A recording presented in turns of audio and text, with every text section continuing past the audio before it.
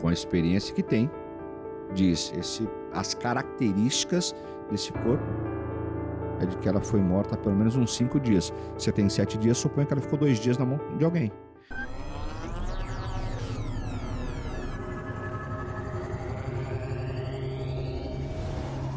Você tem informação se pessoas da família do Michael ou amigos dele foram investigados? Muitas pessoas. E todos foram descartados? Todas as pessoas. Não teve um só nome que foi ventilado que essa pessoa não foi conduzida para a delegacia, que ela não foi ouvida. Não teve um. Eu acompanhei. Num determinado momento eram mais de 20 pessoas. Até porque esse é o papel da investigação. Quando você traz uma pessoa para a delegacia, você convida uma pessoa para vir até a delegacia, para dar um depoimento, e ela cita um local, cita uma outra pessoa, esse local tem que ser apurado e essa pessoa tem que ser ouvida. Então, e assim sucessivamente, até você chegar numa última pessoa que essa pessoa não deu o nome de mais ninguém. Mas nós temos a informação de que muitas pessoas foram ouvidas, inclusive pessoas da família do Michael, esposa, né, formalmente e informalmente. E todos foram descartados? Todos. Agora, a gente fala que todos foram descartados porque a informação oficial que todo mundo tem é que o único indiciado é o Michael. Pode ser que na surpresa, e é o que nós esperamos, é que nesse relatório final o delegado tire uma carta da manga e diga: quem ajudou o Michael foi fulano, cicrano, beltrano, tal pessoa, porque senão vai ficar uma situação... Sim, com certeza. Vai ficar uma situação muito ruim. Vai ficar uma coisa assim, resolvida, mas mal resolvida. E nós sabemos o dia que a Vitória morreu? Olha, no dia que ela foi encontrada, no dia 5 de março, nós tínhamos o lapso ali de 7 dias. Certo. Então, o perito disse que, olha, ela tá morta há pelo menos uns 5 dias. Então, por isso que se ventilou a questão do cativeiro. Sim. Porque se nós temos 7 dias de desaparecimento e o perito, com a experiência que tem, diz, as características desse corpo é de que ela foi morta há pelo menos uns 5 dias. Você tem 7 dias, suponha que ela ficou 2 dias na mão de alguém.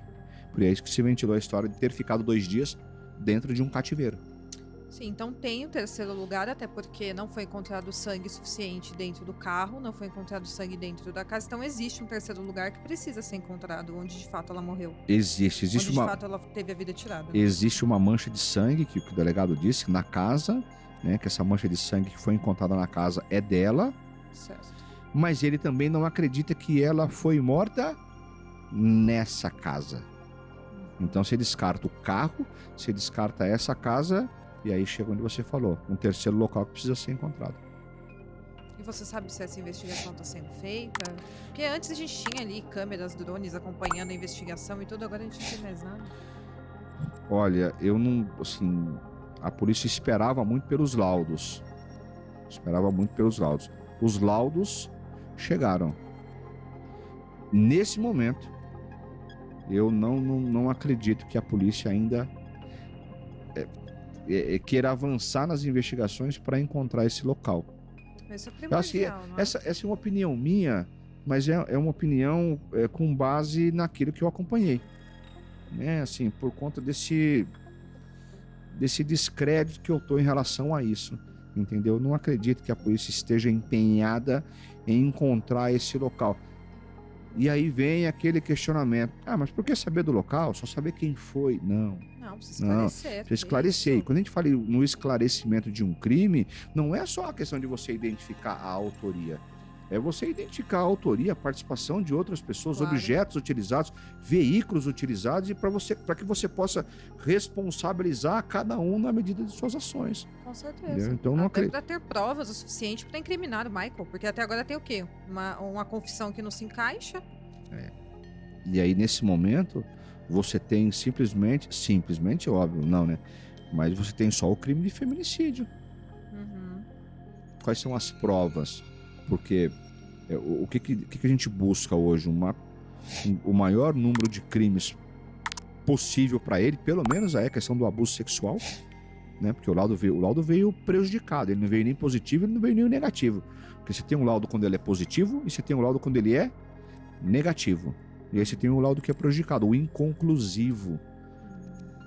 Mas eu acredito ainda piamente que o Ministério Público, quando for fazer a denúncia, o Ministério Público pega esse contexto do que aconteceu. Qual é o contexto?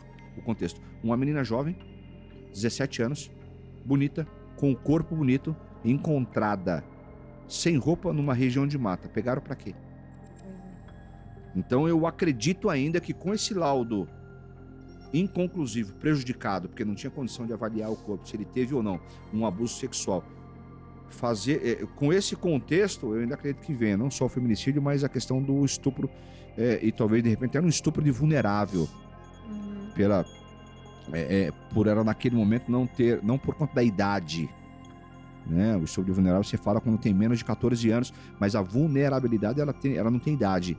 Então, se naquele momento ela estava impossibilitada de exercer qualquer tipo de reação em relação ao abuso, o estupro é de vulnerável. Claro. Entendeu? Então, isso elevaria pelo menos aí mais uns 10 anos na pena dele. Agora, eu acredito que venha um feminicídio triplamente qualificado, mas assim, tem que a questão das provas. Que só a confissão dele, mesmo que ele volte atrás e diga, foi eu. Só isso não basta. Claro. Você tem que ter a confissão, mais uma prova técnica. Que comprove a confissão, né? Que corrobora com a confissão. Aí o juiz pode condenar. Só a confissão não basta. Agora, se você não tem a confissão, mas você tem a prova técnica, aí acabou. A prova técnica a gente chama de a rainha das provas. E nesse momento, eu falei ontem e repito, a rainha das provas chegou.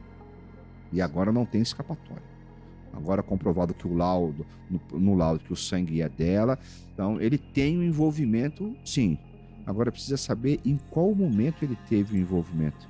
Claro, esse crime parece que ele ainda não tá claro. E assim, você já sabe que é o Michael, já sabe que ele está envolvido, mas e se tiver mais pessoas envolvidas? Elas vão ficar impunes? Então, assim, a justiça não será feita? Vai ser feita pela metade? Existe justiça pela metade? É complicado isso também. Porque a família, não só a família, a família e ninguém, qualquer pessoa que você conversa, assim, quando você vai na internet, vê os questionamentos, todo mundo perguntando. Claro. Alguém ajudou esse rapaz, e não tem, assim, é humanamente impossível. A gente não tá falando de uma pessoa, de um criminoso contumaz, já identificado que é um psicopata com um plano. Não tinha estrutura. Ele não tinha estrutura para fazer, eu tinha um carro. O carro e o sonho de tirar a vida dela, só. Então, assim, nem a arma do crime tem ainda, né? Não encontrou. Exatamente. E aí ela ficou quanto tempo? Ela ficou 2 dias dentro de uma casa? Quem que ficou lá com ela? De quem era a casa? De quem era a casa? Alguém ficou cuidando dela, porque senão ele teria ficado desaparecido 2 dias. E não é essa informação que nós temos. Ele foi trabalhado, né? Nós temos a informação de que ele foi trabalhar. Tá, se ele foi trabalhar, onde é que ela estava? Estava em alguma casa? Estava na casa de alguém com alguém. Então, assim, ficam esses questionamentos.